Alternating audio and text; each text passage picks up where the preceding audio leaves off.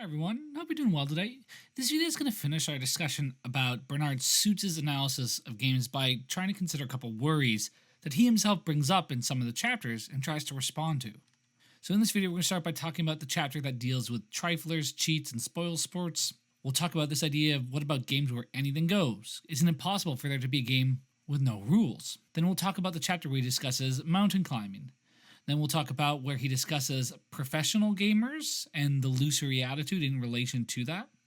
And then I'm going to close by considering a couple cases that we're not going to discuss, but I want you to consider on your own to think about how they may or may not fit into Suits' analysis of playing games. Let's just quickly review what Suits' definition of what it was to play a game is.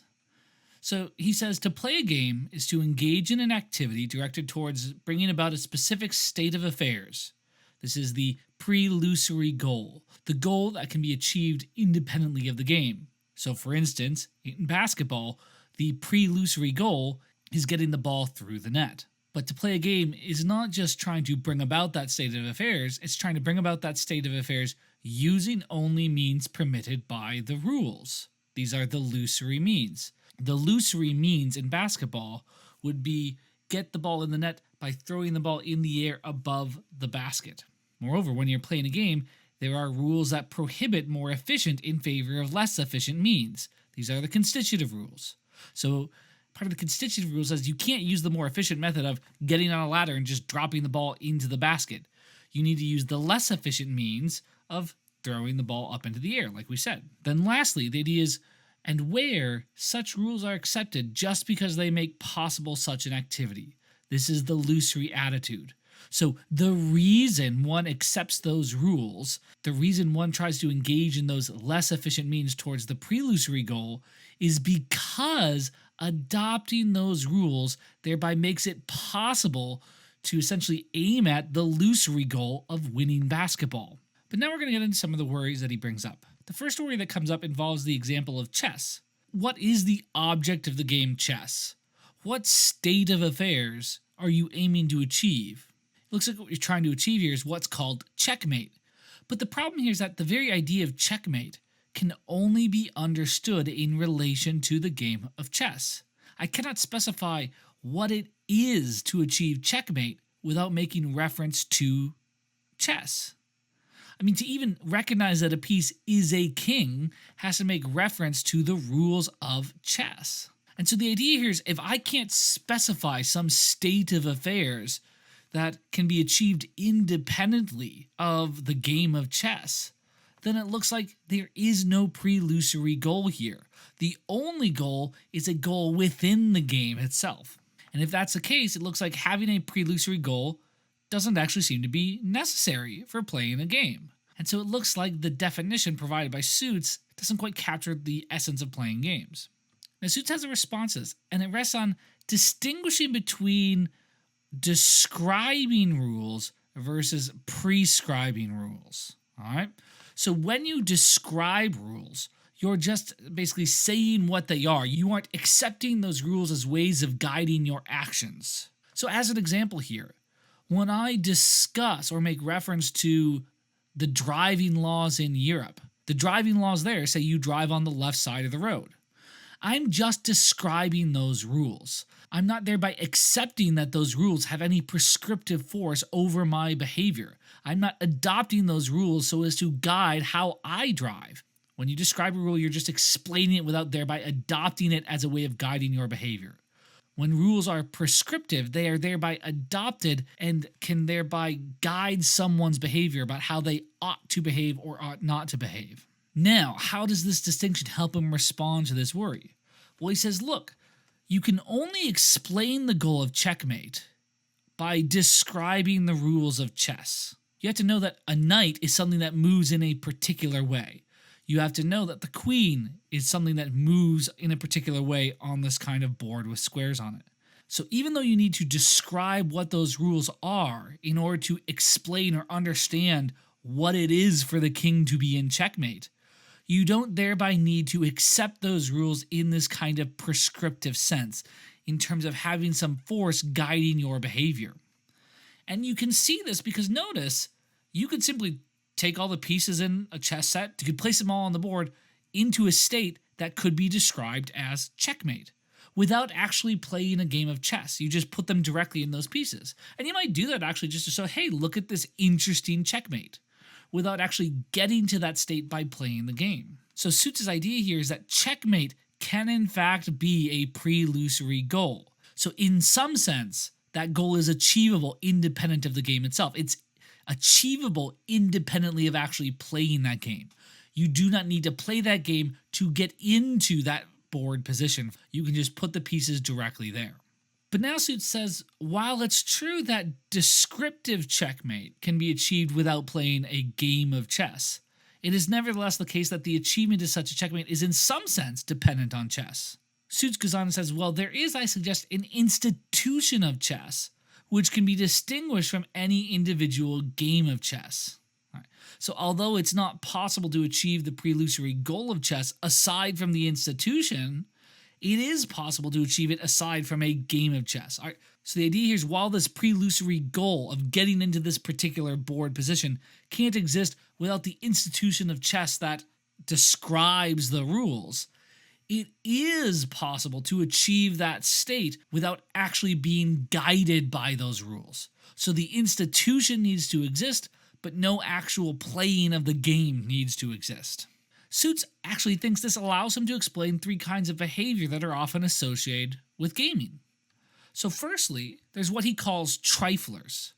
Triflers are people who recognize the rules of games, but not the goals. They have adopted these rules with their kind of prescriptive force. They're moving the pieces in the right kind of ways, but instead of adopting these rules for the purpose of making the activity of striving for the winning state of checkmate, they're adopting these rules to strive towards some goal other than that pre-illusory goal of checkmate. Maybe they're just playing around. They're like, you know what? I'm going to see if I can get all of my pawns to the other side of the board. And so they don't really care about winning here. They don't care about achieving checkmate. They've just adopted some other goal, and they're going to see if they can achieve that goal while still following the rules of chess. The idea here is, when someone is engaging with chess in this way, they are acknowledging the institution of chess. All right? They're acknowledging that there are these kind of rules, and they are in fact actually allowing those rules to prescribe their behavior. They're just not adopting those rules as a means to the goal that defines chess. On the other side, there's cheats here. These are persons who recognize the goals, but not the rules. So they essentially recognize they want to achieve this goal of getting the board in a position of checkmate, where the institution will recognize this state as checkmate. But they don't care about achieving it via these means. The idea is that that person is not really playing chess. They are engaging with chess because they acknowledge the institution of chess. They want the institution to recognize this as checkmate and thereby mistakenly think that they are a winner.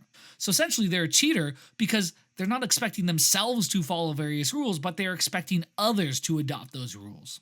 Essentially, this is just the very idea of a cheater more generally. A cheater, you might think, is someone who makes an exception of themselves, whereby they expect other people to adopt various kinds of rules, but they do not apply those very same rules to themselves. And then lastly, we have the idea of a spoilsport. So this is a person who recognizes neither the rules nor the goals. They acknowledge neither the game nor the institution. So Suits gives a humorous kind of dialogue where they imagine the cheat like breaking the rules and like moving their queen in a way it's not supposed to, and then saying, hey, look, it's checkmate. And the spoilsport says, no, that's not checkmate. And they pick up the king and they chuck it across the room. So what are you doing? Come on, like, take the game seriously. Aren't you going to play? I mean, or do you just want to wrestle? Like, oh, you know what? Actually, that sounds fun. And then they attack them. The idea here is they're not a trifler. They're not just goofing around, trying to see what they can do following these rules of the game. They're not the cheat. They're not trying to achieve any particular state of affairs that's defined by the institution. They're just screwing around altogether. They just don't care about the rules or the institution here. Now, this is interesting because it looks like Suits has to say none of these people are playing the game of chess. The trifler, even though they're following the rules, is not playing the game because they're not adopting these rules merely because they make it possible to strive for the goal of checkmate. They're just making up their own goals while following these rules. Now, maybe you want to say in the case of trifler, Suits can say they are playing a game, but they're not playing chess. Similarly, it looks like Suits has to say that cheaters aren't actually playing games because they are not actually adopting those rules.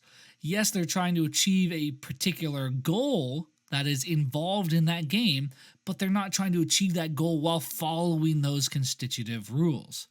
And so, if that's just what it is to play a game, well, cheaters are not playing games. Now, this is a matter of a lot of debate in game studies. Some people might think, well, cheaters are still playing the game. They're just cheating while playing the game. And so someone might think that this is a problem with Suits analysis, since it implies that cheaters aren't playing a game. All right, so this brings us to the next kind of worry. Couldn't there be a game with no rules? A game where anything goes? Where you say, here's the goal.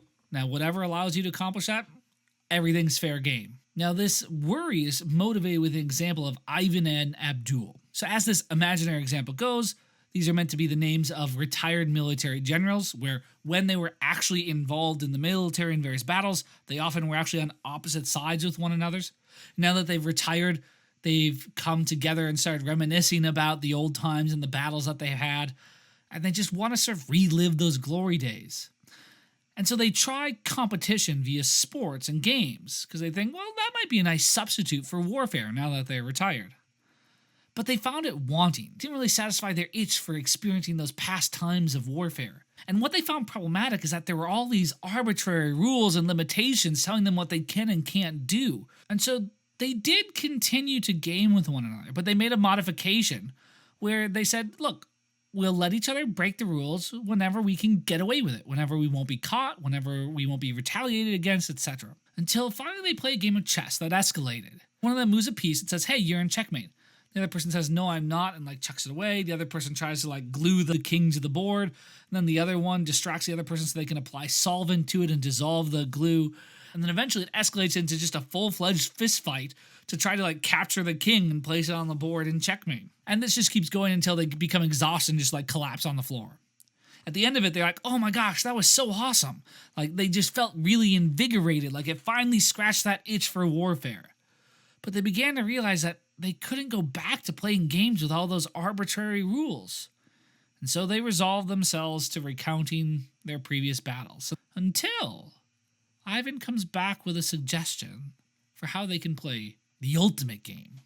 So here's this kind of description of how he gets to this reason of why Ivan and Abdul should play this ultimate game. So Ivan goes on to say, look, we've seen that for you and me, no game can be won by either of us unless he has complete mastery over the other. We cannot add, as civilians do, complete mastery in terms of the game, because that means in terms of the rules of the game, and we do not acknowledge such rules.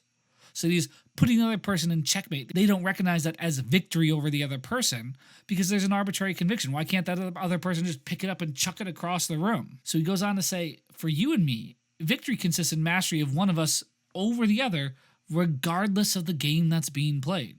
Then he goes on to say, well, in any game we choose to play, how long must one of us have mastery over the other for such mastery to count as winning? 5 minutes, 10 minutes, 15 minutes?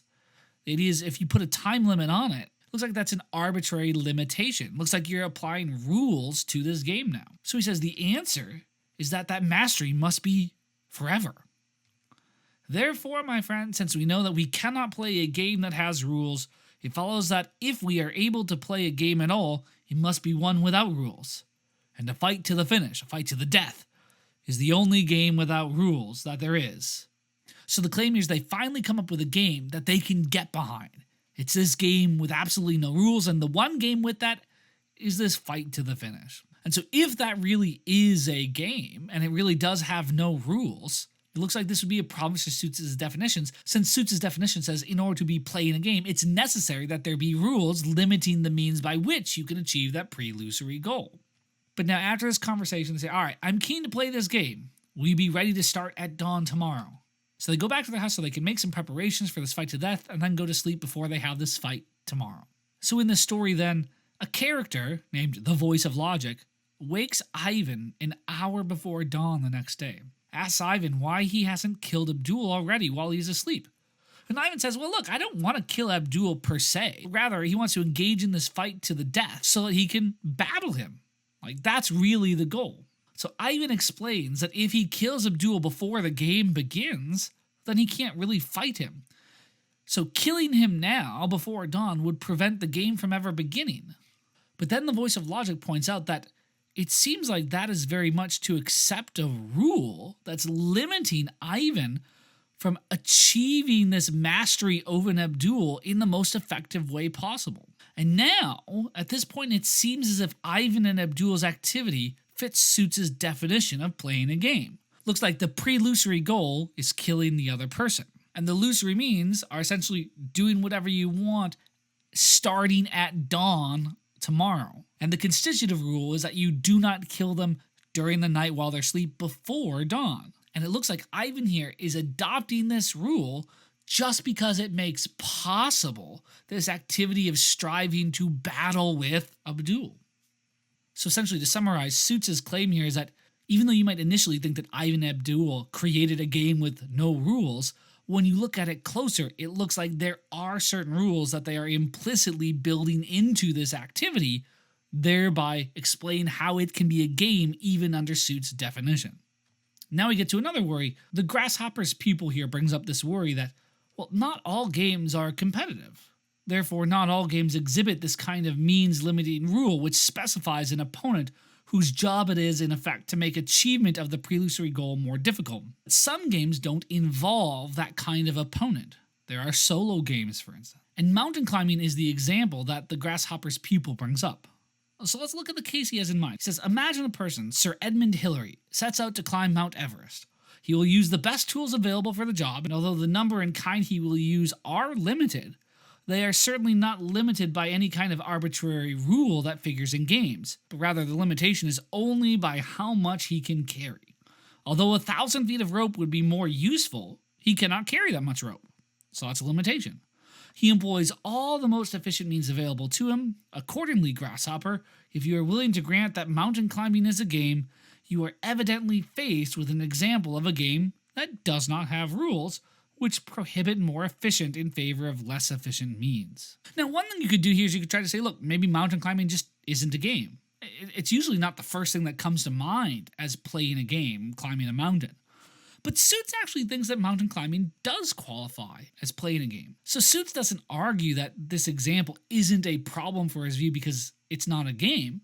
Instead, he says when someone climbs a mountain, there actually are certain rules that they are adopting that limit more efficient means in favor of less efficient means. What is the pre-lusory goal of mountain climbing? To stand on the top of the summit. Hypothetically, if there were an escalator to the top, Sir Edmund Hillary would refuse to use that escalator.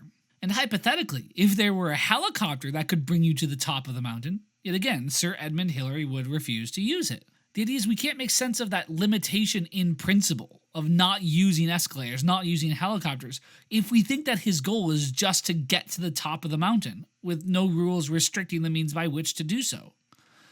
We can only make sense of why there would be these hypothetical limitations by positing that Sir Edmund Hillary has given himself the lusory goal of climbing the mountain, where that lusory goal is defined by achieving that goal by a certain means, by means that don't include taking an escalator, that don't include taking a helicopter. So those rules for how to achieve this goal prohibit the most efficient means to achieving that pre-lusory goal in favor of some less efficient ones.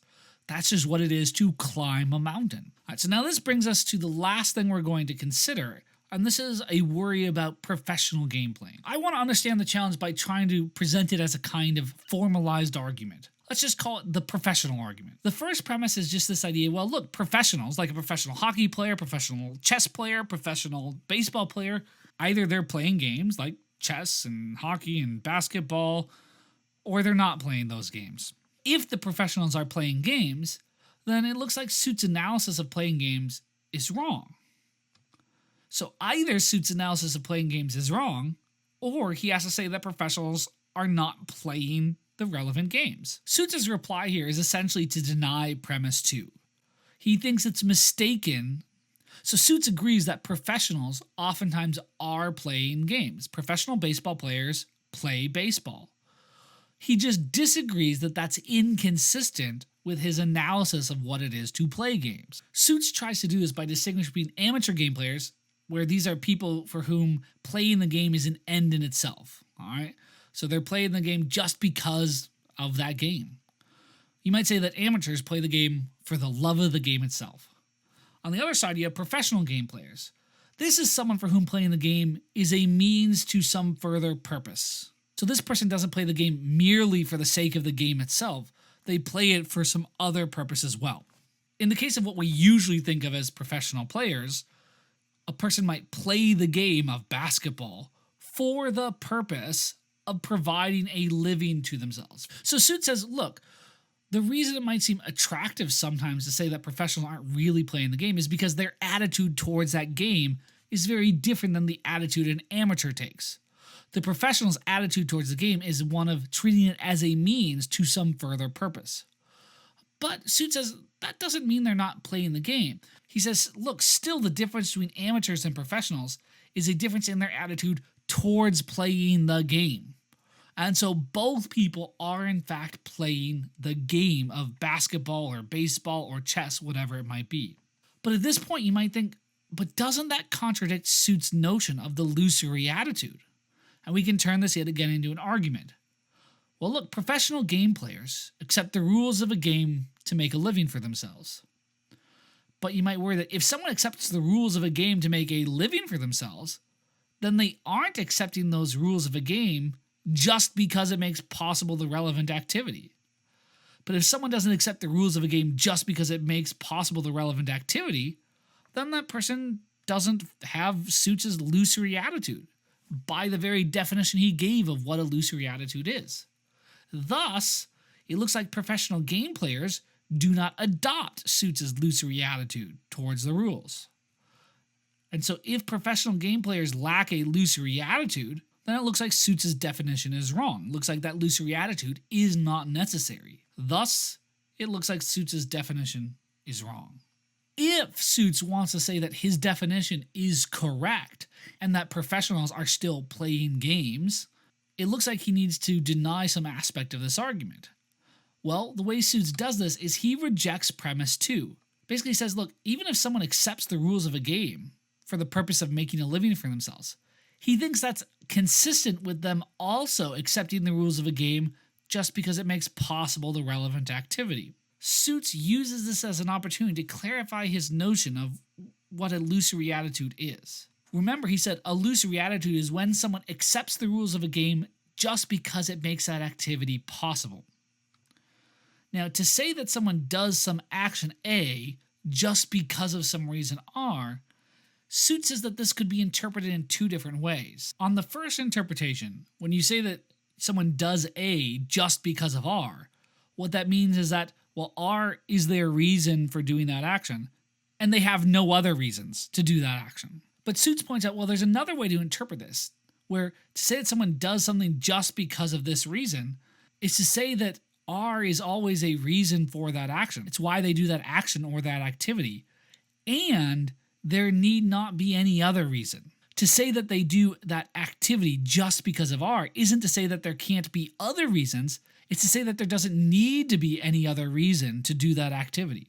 And that second interpretation is what Suits had in mind when he explained his illusory attitude. So the idea here is that professionals might still count as adopting the rules of hockey or chess or baseball just because adopting those rules makes it possible to engage in the activity of baseball. What that means is that activity of baseball is a reason for them to adopt those rules, and there needn't be any other reasons. There could be other reasons, like money, to adopt those rules, but there needn't be any other ones. I prefer to think of it this way.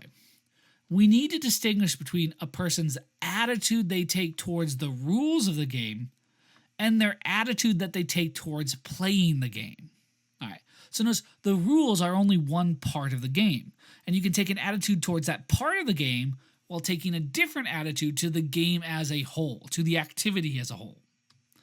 And so the reason for accepting the rules of the game must be that it makes the activity of playing that game possible.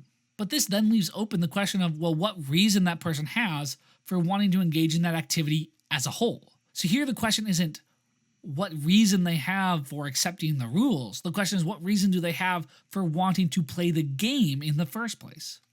Now, the amateur wants to engage in that activity for its own sake, but the professional wants to engage in that activity or play in the game for some other reason, such as making a living. Here's an alternative way to think about it. For both the amateur and the professional, accepting the rules are adopted as a means to the end of engaging in the relevant activity, playing chess, playing baseball, etc. So they both adopt those rules just because these are a means to making that activity possible. For the amateur, though, once they have adopted those rules as a means to engaging in the activity, engaging in that activity isn't a means to any further end. However, for the professional, engaging in the activity is then itself a means to something further. You can try to picture this as a diagram here. For the amateur, there's this kind of structure. They accept the rules as a way to making that activity possible, making chess possible, making baseball possible. The professional also accepts those rules to get to making that activity possible, but making that activity possible is then meant to lead to providing a living. Notice in both of these cases, the amateur and the professional accept the rules as a means to making the activity possible. What I've highlighted here is what Suits means by the illusory attitude towards the rules. It's accepting these rules because it's going to make that activity possible. The difference between the amateur and the professional isn't that one has the illusory attitude and the other doesn't. It's that once they've taken that illusory attitude towards those rules, the professional has some additional goal for why they wanted to engage in that activity in the first place, namely that it leads to them making a living. But in both cases, you can see that the illusory attitude is still present. The last thing I want to do here is bring up a number of cases that I don't really have time to talk about, but I think it would be interesting for you to think about on your own for trying to consider whether or not Suits' analysis is adequate or not. So the first thing to consider is, well, what about children's make-believe games, such as playing house? My daughter, Ada, is pretty young, and one of her favorite things to do is to go play kitchen, where she's make-believing, where she's pretending to cook at her kitchen, put food on the stove, etc. And you might even say she's playing this game. Imagine one child goes up to another and says, "Hey, do you want to play cops and robbers?" It's not clear that Suits' analysis can explain why we would think of these activities as games. Now, if you're interested in this question, you can read chapters, I think, 10, 11, and 12 from Suits, where he actually tries to engage with this kind of objection and say that he can account for these make-believe games and other kinds of very open-ended games. But notice, these kind of make-believe games are much more focused on the roles that one is playing rather than the rules that one is following. And this might lead into a discussion of, well, can Suits really adequately account for the nature of role-playing games, like Dungeons and Dragons, where players take on this role of an adventurer? Or there's lots of other role-playing games as well. One of my favorites is a role-playing game called Alice is Missing, where you and the other players essentially take on the role of high school friends where someone in the group has gone missing and you're trying to find them. Or consider open world games like Minecraft, where there's no set, you have to do this and then do that. You're just meant to explore the world and see what happens as you go. Or Zelda Breath of the Wild, or I guess Tears of the Kingdom is the new Zelda, where a lot of people don't play in order to try to achieve some set goal of winning, for instance. I mean, I think my wife played the game Zelda Breath of the Wild, but she wasn't really trying to beat the final boss. She just wanted to explore around and find different things, find these little Korok seeds that you can find and collect. She wanted to meet the different characters, explore the different locations. And honestly, she never actually went to the final boss, and so she never beat the game. She never had that goal. Does she still count as playing the game of Zelda Breath of the Wild? If so, would that cause a problem for Suits' analysis of playing games? Or how would you consider something like Squid Games? So this popular Netflix show where people are brought in who are in a bit of financial trouble, where they're asked to play various kind of children's games like red light, green light, in order to win various money, but they quickly find out that if you lose this game, you get killed by the people running it. At that point, it looks like they're trying to follow the rules of these games, not because it makes the activity possible, but because they're just trying to survive and keep themselves alive. Think to yourself, what would Suits say, or what would Suits' analysis of games say in relation to that kind of example of Squid Games? So I can't talk about these in detail. That would take much too long. But hopefully I've given you enough of an idea, a kernel, that gives you at least some food for thought. So you can try to take your engagement with Suits' ideas to the next level, so to speak, and you can try to apply them and consider them further. So that's all for this video. I'll see you all next time. Bye-bye.